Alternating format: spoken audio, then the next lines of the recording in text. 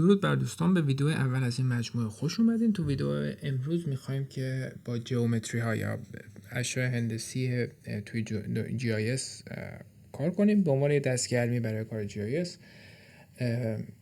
میدونین که تو دنیای GIS با سه تا به طور کلی با سه تا نوع آبجکت، سه تا شی سر و کار داریم، یا نقطه داریم، یا خط داریم و یا پلیگون.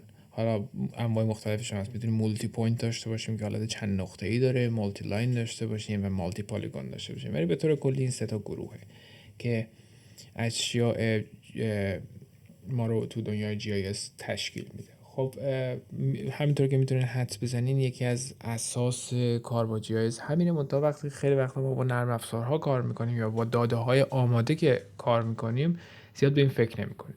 ولی برای اینکه درک خوبی از این داشته باشیم که GIS تو کارات برنامه‌نویسی چجور عمل میکنه، مفیده که به این بپردازیم اول، هم واسه دستگرمی و فهم اینکه این چجوری کار میکنه و هم برای اینکه یه سری محاسبات در سطح جیومتری انجام بشه. مثلا چه میدونم مساحت یه پلیگون رو میخواین استفاده کنیم، هرچند اینو میتونیم بعد حالا میبینیم مستقیم از تو جیوپاندا انجام بدیم، اون لایبراری که بیشتر موقع باش کار خواهیم کرد از ویدیو بعد به بعد.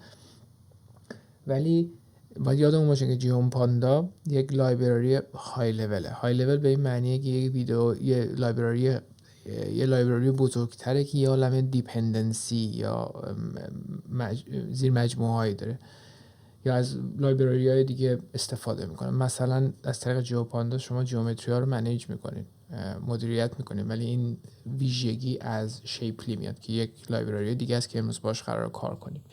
یا مثلا شما یه نقشه یا یه ویژوالایزیشن تولید میکنین با جیوپانداز، عملا داره از متپلاتلیب استفاده میکنه که اونم یه لایبراری قدرتمند جداگانه است برای ویژوالایزیشن و تصویرسازی.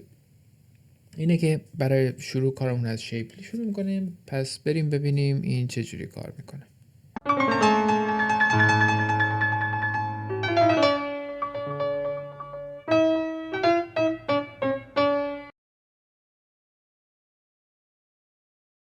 تو ویدیوهای قبلی دیدیم که چجوری محیط پایتونمون رو ستاپ کنیم. من جوپیتر لبم رو باز کردم، یه نوتبوک هم از قبل آماده کردم که قرار باش کار کنیم. اگر نمیدونین چجوری بیاین اینجا یا محیط پایتونتون هنوز آماده نیست، توصیه میکنم که از اون ویدیو شروع کنید. منم لینکش یه جای همینجا میذارم، با اون شروع کنید، بعد بیاین از اینجا ادامه بدیم. خب میخوایم با جیومتری ها کار بکنیم. همونطور که گفتم شیپلی خیلی اساس دنیای جغرافیا یا اسپیشال دیتا توی پایتونه، چون که داده های ما از این بر اساس این آبجکت ها تعریف شدن. بیلدینگ بلاک دنیای GIS ما. به خاطر همین هم خیلی مهمه که درک مناسبی ازش داشته باشیم. پس بیاین شروع کنیم. خب مستقیما میخوایم از لایبراری شیپلی استفاده کنیم. از توی ساب ماژول جیومتری اول میخوایم با نقطه شروع کنیم. پس پوینت رو ایمپورت کنیم. پوینت اینجا یک کلاسه توی این لایبراری تعریف شده. حرف اولش هم پیه. حواستون باشه که اشتباه نکنین، ارور میگیرین. اول با این شروع میکنیم.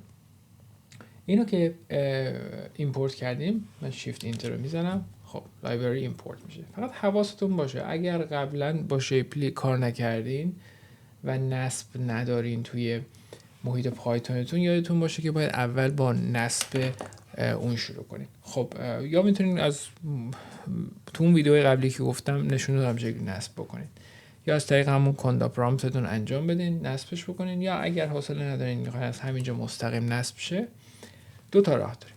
یه راهش اینه که برین توی کنسول، یا بریم توی کجا بودیم؟ آره، از اینجا یک پنجره جدید باز میکنین. میتونین یه پایتون کنسول باز کنین، میتونین از اینجا نصبش کنین، شبیه همون کندا پرامپتی که قبلا دیدین.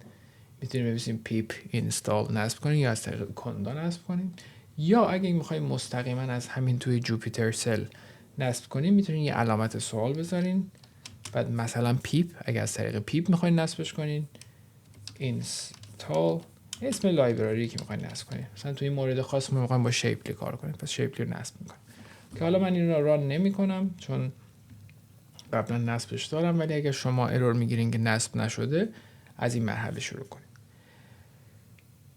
بعد اینکه نصبتون انجام شد، خب پوینت رو من ایمپورت میکنم، وارد میکنم. خب من اینجا دارم 3 نقطه تعریف میکنم. خب نقطه ها رو تو شیپلی چجوری تعریف میکنیم؟ یه تاپل، کسایی که پایتون، امیدوارم که پایتون آشنایی داشته باشه، این یه تاپله که مختصات توی شیپلی و حالا بعدا میبینیم تو جیو پانداز و خیلی لایبراری های دیگه بر اساس با استفاده از تاپل تعریف میشه. خب این کوردینیت ایکس مونه، اینم کوردینیت وای، پوینت هم که همین کلاسیه که ایمپورت کردیم اینجا. خب اینجوری میتونیم نقطه‌مون رو تعریف کنیم. خب توی یک P1 P2 P3 من اسم متغیریه که این نقطه ها رو میخوام تعریف کنم و تحت اون متغیرها سیوشون میکنم. من اینجا دارم 3 نقطه با مختصات تصادفی تعریف میکنم. این سل ران میکنیم. خب میبینین که اگر نقطه‌ای رو که تعریف کردیم پرینت کنین، مختصات رو به شما نشون میده این پوینت و اینم مختصاتشه. واسه کسایی که تجربه یکم بیشتر تو جی آی اس دارن احتمالاً این فرمت آشناه، این فرمت ول نون تکسته که احتمالاً جاهای دیگه هم دیدیدش. خیلی وقتا دیتا ها مثلا اگه فایل CSV دستتون برسه امکان داره مختصات توی فرمت ول نون تکست باشه که مثلا QGIS میتونه براتون ایمپورتش کنه. ولی اگه تو محیط جوپیتر لب خود اسم P1 اسم متغیر رو ران کنید، این واسه شما تصویر سازی میکنه، ویژوالایز میکنه، نشون میده که این نقطه. خب نقطه اصلا نکته خاصی نداره از نظر بصری، ولی خب خوبه که میتونیم ببینیم. حالا چند تا نقطه داشته باشه یا نقطه داشته باشین یا شکل های پیچیده تری باشه، خب این کمک میکنه ببینین چه جور جیومتری ساختید.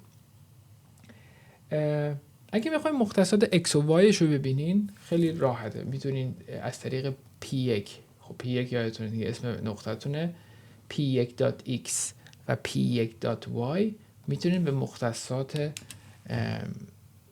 نقطه‌تون دسترسی پیدا کنین. حالا مثلا اینو میتونین مثلا بگیرین سیوش کنین تو یک متغیری، مثلا بخواید استفاده کنین ازش بعدا. خب اینجوری میتونید مختصات دسترسی داشته باشین. برای یه سری متد هم، حالا هر کدوم از این جیومتری ها که داریم، حالا الان داریم به پوینت نگاه میکنیم، بعد میریم سراغ خط و پلیگون، هر کدوم اینا یه سری متد هایی هم داره که به شما کمک میکنه یه سری استفاده هایی از اینا بکنید. یکی از متد های پرکاربرد واسه نقطه ها دیستنس یا فاصله. میتونید شما از یک نقطه فاصله رو محاسبه کنین به یک نقطه دیگه. خب من اینجا دارم این کار رو میکنم، تحت دیست هم سیوش میکنم، میبینم که فاصله 16 و 19 تقریبا. فقط حواستون باشه تو شیپلی نسبت به مختصات، سیستم مختصاتی، کوردینیت سیستم اگنوستیکه، یعنی آگاهی نداره. این فقط داره به مختصات به عنوان عدد نگاه میکنه و محاسبات رو انجام میده. پس این واحدش میتونه هر چی باشه. شیپلی خبر نداره. اگه خودتون میدونین مختصاتتون تو متر بوده، سانتی متر، دلار هر چی بوده، خب میدونین.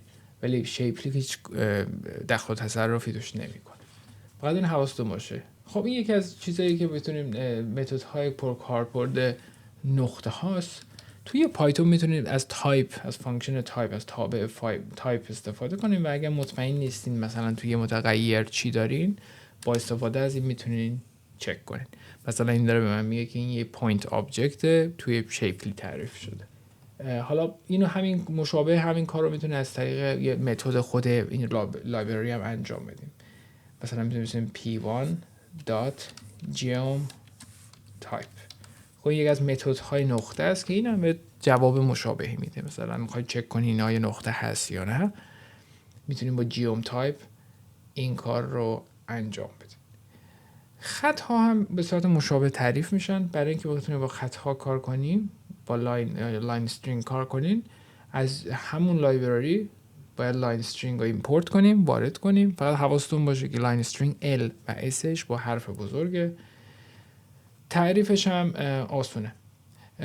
یه لیست میخواین از نقطه. خب میدونین یه خط از متصل کردن 2 یا چند نقطه بس میشه. حالا این نقطه ها رو اگر از قبل تعریف شده داشته باشیم، مثل اینجا که هیچی، به عنوان یه لیست میدیم بره. ولی اگر نداشته باشن که میتونین همینجا مستقیم توی لیستتون تاپل بنویسین. پس پرانتز میذارین x کاما ویرگول y و پرانتز میبندین، میتونین تاپل همون کاری که بالا کردیم میتونین دستی اینجا انجام بدین. مشابه نقطه هم اگه پرینتش کنین، خب من ایمپورت نکردم این ران کنم. مشابه نقطه اگه پرینتش کنین که اسم و مختصاتش میاد، نوعش و مختصاتش میاد به صورت ول نون تکست، و اگر هم تو جوپیتر لب همینجوری ران کنین اسمشو بهتون نشون میده که این خط چه شکلیه. خط ها هم با یه سری متد های پرکاربرد میان. یکیش لنگث طول، مثلا شما میتونین طول خطتون رو میتونین مثلا توی متغیر به نام L سیو کنین، line.length فاصله رو به شما میده. بازم حواستون باشه این واحدش همونیه که خودتون میدونین، شیپلی روش دخل و تصرفی نداره. یه کاربرد، یه متد پرکاربرد دیگه یه شیپلی توی خط ها سنترویده که شما مرکز خط رو محاسبه میکنه که اینم به صورت یک نقطه بهتون برمیگردونه. اینو میتونیم مثلا به عنوان P4 سیوش کنین که نقطه است. حالا این P4 رو اگه مثلا پرینتش کنین میبینین که یه نقطه است مشابه و نقطه هایی که قبلا دستی درست کرده بودیم. پس دو تا متدش رو دیدیم که پرکاربرده. بریم سراغ پلیگون ها. پلیگون ها که میدونین خیلی کاربرد داره تو GIS برای نشون دادن سطوح مختلف. برای کار با پلیگون ها باید از شیپلی کلاس پلیگون رو ایمپورت کنیم که پیش هم کپیتاله، مشابه کلاس های دیگه این لایبرری. برای تعریف پلیگون هم که ما میدونیم حداقل 3 تا نقطه نیاز داریم. این 3 تا نقطه رو مشابه خط میتونیم به عنوان یک لیست بفرستیم. حالا اگر نقطه آماده بود که تو مورد ما هست، اگر آماده نبود میتونیم نقطه ها رو دستی هم به عنوان تاپل مختصات x و y وارد کنیم، از طریق همین لیست بفرستیم به پلیگون. خب من الان یه پلیگون اینو ایمپورت میکنم، سلول بعدی هم ران میکنم. خب پلیگون یک رو نگاه کنیم، میبینیم که شکلش شکلی یک مثلث برای ما ساخته شد که 3 تا رأسش رو خودمون داده بودیم. اگه پرینتش هم بکنین که میبینین به عنوان ول نون تکست براتون چاپ میشه مختصاتش و نوعش. یه نکته که حالا نکته پایتون مربوط به این کار خاص نمیشه اینه که تو پایتون اگه شما هلپ رو تایپ کنین و به عنوان آرگومنت، به عنوان ورودی، حالا مثلا یه کلاسی داشته باشین، یه فانکشنی داشته باشین از یه لایبرری، میتونین هلپ بگیرین، یعنی توضیحاتی که تو لایبرری در موردش هست رو دریافت کنین. که حالا بیشتر موقع ها شما فقط گوگل میکنین، میبینین پیجای راهنمایی پیدا میکنین، ولی یه زمان شاید اینترنت دسترسی نداشته باشین، این هلپ به شما کمک میکنه. خب حالا من ران میکنم، کلی مطلب اینجا چاپ میشه دو صفحه که حالا میتونین نگاه کنین ببینین چه متد هایی مثلا برای پلیگون ها در دسترسمون هست. حالا من چند تا چیزی که خودم میدونم اینجا و پرکاربرد براتون نشون میدم. یکیش ایریا یا مساحت. شما اگه پلیگون یه اسمی دارین، پلیگون وانتون مثلا دات ایریا روش استفاده کنین، مساحت رو به شما به واحد مربع میده. دیگه چی؟ باوندز رو داریم. باوندز 4 گوشه مختصات رو به شما میده. این حدود x و y شما رو میده. خب از x ماکسیمومش چقدر، مینیمومش چقدر، y تو مینیموم و ماکسیمومش چقدر، این حدود پلیگون شما رو واسه شما نشون میده. حالا پلیگون ها یه سری متد های دیگه هم داره که بهشون برمیگردم، ولی یه چیز دیگر به شما نشون بدم اینجا که پلیگون ها بعضی موقع میتونه داخلشون حفره داشته باشه، یک یا چند حفره. مثلا فرض کنید شما یک دریاچه‌ای دارین و میخواین سطح دریاچه رو نقشه‌شو نشون بدین. این دریاچه امکان داره وسطش جزیره باشه و این جزیره خب مساحتش جزء آب حساب نمیشه. یا بالعکس امکان داره مثلا شما یک مناطق خشکی یک منطقه‌ای رو میخواین نشون بدین و این منطقه چندین دریاچه داره. خب این دریاچه رو میخواین از توش حذف کنین به عنوان مساحت خشکی نباشه. بخاطر خیلی وقتا پیش میاد ما پلیگونی داشته باشیم که مثل حالت دونات شکل یا حالا حفره‌ای داخلش باشه. برای این کار هم شیپلی میتونه خیلی راحت بهتون کمک کنه، مشکلی نداره. خب من شیپلی و لینیر رینگ رو واسهتون اینجا ایمپورت میکنم. لینیر رینگ به من کمک میکنه که لینیر رینگ خطهای بسته رو تعریف کنم. خب عملا ظاهرا مثل یه پلیگون میشه، ولی خب خطیه که بسته است. خب یه لینیر رینگ تعریف میکنم، وارد میکنم. یه اوتر رینگ تعریف میکنم، یک شکلی که میشه بیرون پلیگونم. یه مثلا مختصات رندوم گذاشتم، این مستطیلی داخلش میخوام یه حفره به شکل زوزنقه خارج کنم. خب یه لینیر رینگ دیگه دارم اینجا تعریف میکنم به عنوان هول یا حفره. بعد یه پلیگونی که حفره داره رو تعریف میکنم. چجوریه؟ خب پلیگون قبلا دیدیم میتونیم یا نقطه وارد کنیم یا حالا اینو ندیده بودیم میتونیم یه لینیر رینگ بفرستیم. یعنی میتونیم بگیم آقا نقطمون این پلیگونمون از این لینیر رینگ، یعنی لینیر رینگ و این خط بسته رو تبدیل کنیم به یه پلیگون عملا. خب این کاری که داریم میکنیم. این قسمتش آپشناله یا دلخواهه. اگر شما توی پلیگونتون حفره یک یا چند داشته باشین میتونین اونتون از طریق یک لیست بفرستین. مثلا حالا ما یه دونه داریم، اگه دو تا بود میتونستیم بفرستیم هول 1 هول 2، حفره 1 حفره 2. پس میتونین یک لیستی ارائه کنین که توش هر حفره‌ای که توی پلیگون هست وارد میکنین. خب من این رو ران میکنم، پلیگونمون ساخته شد و اگر اینجا من ویژوالایز کنم نشون بدم میبینین که بله پلیگونمون به شکل سبز نشون داده شده و داخلش این حفره سفید به شکل زوزنقه است که ما خودمون ایجاد کردیم. خب یه چند تا متد دیگه هم بهتون نشون بدم از پلیگون. بهتون ایریا و باوندز رو نشون دادم. یه کار دیگه که میتونین بکنین سنتروید، نقطه مرکزی پلیگونتون رو میتونین از طریق سنتروید حساب کنیم. مثلا اینجا یه پلیگون وید با حفره داریم، پلی وید هول. من سنترویدش میگیرم، نقطه مرکزش رو بخوام حساب کنم و پرینت کنم به این شکل در میاد. دیگه باوندینگ رو که به شما نشون دادم، ایریا هم که دیدیم. اگر بخواین اکستریور رینگ، اون حلقه دور پلیگونتون رو دریافت کنین، مشابه همین اوتری که استفاده کردیم، این هم میتونیم به همین سادگی انجام بدیم. exterior. دیگه اگر هم بخواین خب محیطش رو حساب کنین، میتونین عملا از همین اکستریور استفاده کنین، چون این به شما خط دورش رو میده. خب میتونین لنگث یا طولش رو حساب کنین. خب من میتونم اینو تو یک خط کد انجام بدم، مثلا poly with hole dot exterior dot length. عملا دارم اکستریورش رو اینجا حساب میکنم مشابه همین بالا، بعد با دات لنگث روی خط میشه یه خط، به من یه خط برمیگردون، روی خط دات لنگث رو اجرا میکنم و من طول رو میده. خب این برای اکستریور بود. شاید به لازمتون باشه بعضی موقع که اینتریورش هم حساب کنین. خب این زمانی عمل میکنه که حفره داشته باشین که میتونین نوار داخلی داشته باشین که عملا میشه این هول. خب همین اگه بخوایم ما تست کنیم، فقط حواستون باشه چون اینتریور امکان داره بیش از یکی باشه، امکان داره بیش از چند حفره داشته باشین. چیزی که به ما برمیگردونه یه ایتریتور، یعنی یک آبجکتیه که امکان داره توش چند تا شیئی باشه و میتونیم توش بچرخیم. پس اینو حواستون باشه. for I in خب درون میشه interiors و چون امکان داره بیشتر از یکی باشه اسمش هم جمعه interiors.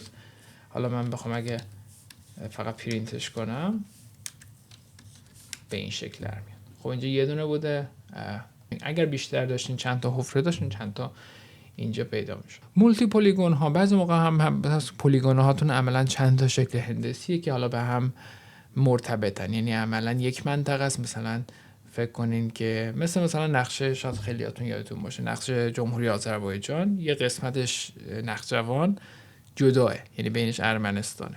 خب اگه بخواید نقشه آذربایجان رو شما نصب کنین یا به عنوان جیومتری تعریف کنین، یک مولتی پلیگونه میکنین چون که یه تیکش جداه، ولی عملا توی یک آبجکت یه چیزه. برای اونم یک کلاس داریم مولتی پلیگون. من اینجا دارم دو تا پلیگون تعریف میکنم، یه دونه چپی وست، یه دونه راستی یا شرقی ایست. حالا تصور کنیم ما یه دنیایی داریم که نصفش یه پلیگونه، نصفش یه پلیگون دیگه است. این دوتا رو میتونیم توی یه لیست قرار بدیم، یه مولتی پلیگونش کنیم که عملا میشن یه خط داده برای ما. دوتا پلیگونه عملا ولی یه مولتی پلیگونن، با هم یه خط از دادمون میشه. دیگه چی کارها میشه کرد؟ خب جیومتری اپریشن هامون اگه بخوایم واسه نقطه‌تون بافر تعریف کنین، شیپلی این کارو میتونه براتون بکنه. خب من یه نقطه دارم، اینجوری دارم دستی تعریف کنم. میتونستین همون نقطه‌ای که اول تعریف کرده بودین رو استفاده کنین. مثلا من همین نقاطی که اول تعریف کرده بودم رو استفاده کنم، یه بافر انجام کنم. خب 2 واحد بافر میزنه دور نقطه P1 مون، یه پلیگون درست میشه به اسم A و این آر هم داریم اینجا نشون میدیم. اگه بخوایم اجماع ایجاد کنیم، یونین ایجاد کنیم، هم میتونیم آ رو با ب یونین انجام بدیم و یه مالتی پلیگون بهمون میده اینجا.